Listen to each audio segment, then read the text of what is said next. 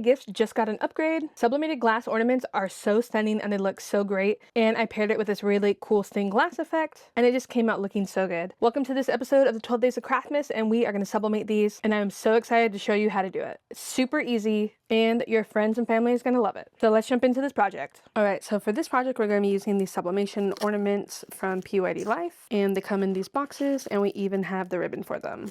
Now I'm super excited to use this automatic heat press because I can just do all of these at one time. I think we can do 6 at a time, and it's going to be really great to do it in one shot. So I have my transfers printed out here, and then we can just remove this. Now there is a flat side and there is a concave side, and so I'm going to put the flat side down and then just kind of place them by eye. I made my images a little bit larger than the 3 inches. How cute are me and my sister? This one I kind of messed up because it has a border, so you won't get really any of the border on the ornament. And this one as well, I was not thinking about the words, and so we're just going to go with it. We're going to pretend I did this correctly. So obviously make sure your text is in the safe area. And then I also AI generated this little Santa image because I thought that would be fun. I'm very much into the new stained glass effect. All right, next I'm going to take my heat tape here. This is just makerflo's heat tape. They have a really good bundle. And I am just going to put my tape. I'm going to just get little pieces, just enough so that way when I flip it over, it's not going to come apart, because that would suck. I've never done it like this where I've done like 6 at a time, so I'm kind of excited to try it out.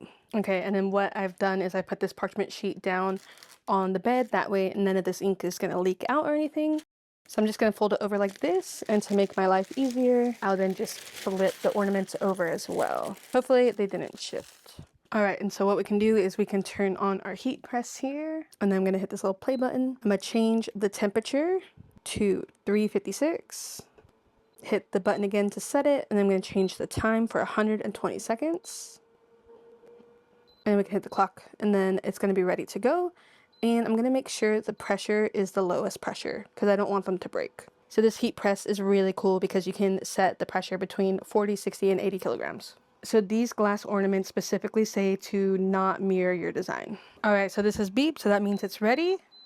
So I am going to push the drawer in. I'm going to hit start. This is like magic. It is the coolest thing to me. The thing I like about doing this on a actual big heat press rather than a little mini hand press is I think I can get the pressure way more even this way.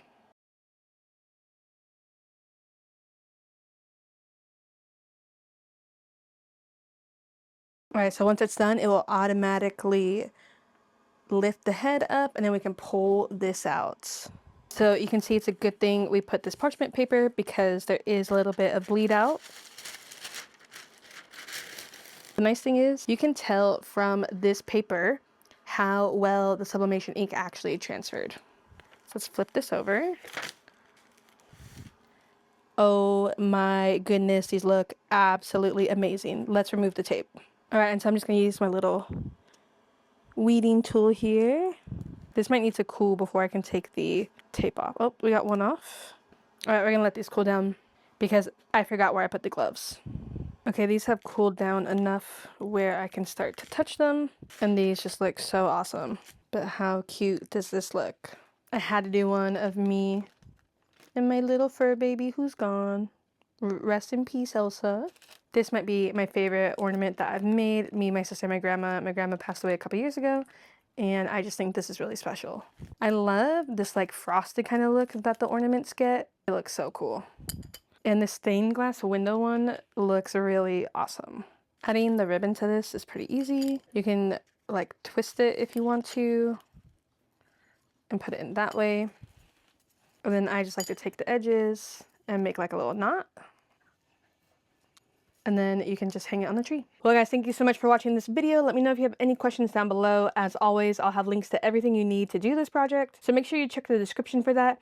And also please enter the giveaway. We are running out of time for the giveaway, and I want you to win a makerflo sublimation oven because you can fit a crazy amount of things in there. You can do 40-ounce tumblers, 30-ounce, 20-ounce, and it can even hold up to 12 20-ounce tumblers at one time.